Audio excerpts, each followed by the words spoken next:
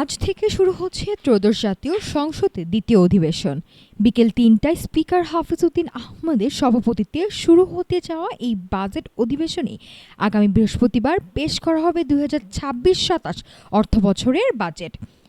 বিএনপির নেতৃত্বাধীন নতুন সরকারের প্রথম এই বাজেটের আকার হতে যাচ্ছে প্রায় ৯,৩৮,০০০ কোটি টাকা। কিন্তু উচ্চ মূল্যস্ফীতি আর বড় ঘাটতির মুখে এই বিশাল বাজেট কতটা বাস্তবসম্মত? আজ রোববার বিকেল ৩টায় স্পিকার হাফিজউদ্দিন আহমেদের সভাপতিত্বে বসছে ত্রয়োদশ জাতীয় সংসদের দ্বিতীয় অধিবেশন। সবার নজর এখন আগামী বৃহস্পতিবারের দিকে, যেদিন অর্থমন্ত্রী আমির খসরু মাহমুদ চৌধুরী উপস্থাপন করবেন ২০২৬-২৭ অর্থবছরের নতুন বাজেট।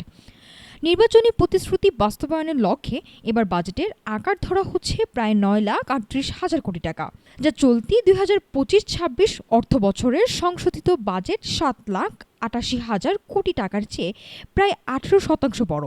অতীতে সাধারণত ১০ থেকে ১৫% হারে বাজেট বাড়লেও এবার বৈশ্বিক ঝুঁকি মোকাবেলা, ভর্তুকি, সামাজিক নিরাপত্তা এবং সরকারি কর্মচারীদের নতুন বেতন কাঠামোর আংশিক বাস্তবায়নের চাপে ব্যয়ের বহর বাড়ছে উল্লেখযোগ্য হারে।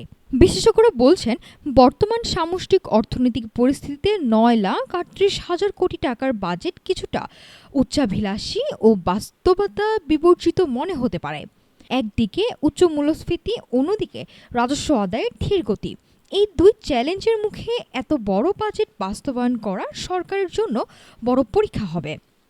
নতুন বাজেটের সবচেয়ে বড় দুশ্চিন্তার কারণ প্রায় ২,৪৩,০০০ কোটি টাকার রেকর্ড ঘাটতি।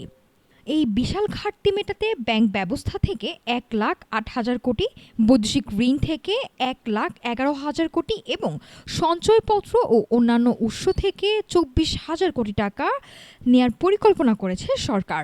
অর্থনীতি পুনরুদ্ধার ও মূল্যস্ফীতি ৭.৫% নামিয়ে আনার লক্ষ্য থাকলেও বিদ্যুৎ, গ্যাস ও জ্বালানির মূল্য সমন্বয় বড় চ্যালেঞ্জ তৈরি করবে।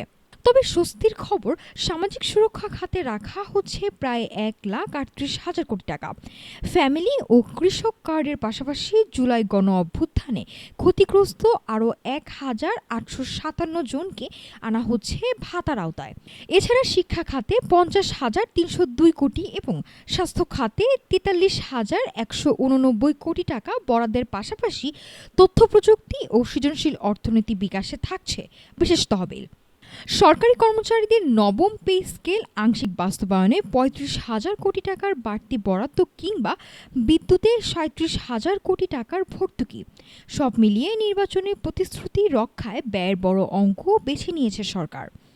তবে অভ্যন্তরীণ কাঠামোগত দুর্বলতা আর বৈশ্বিক ধাক্কার এই সময়ে এই বিশাল বাজেটের সফল বাস্তবায়নই এখন অর্থমন্ত্রীর সামনে প্রধান চ্যালেঞ্জ।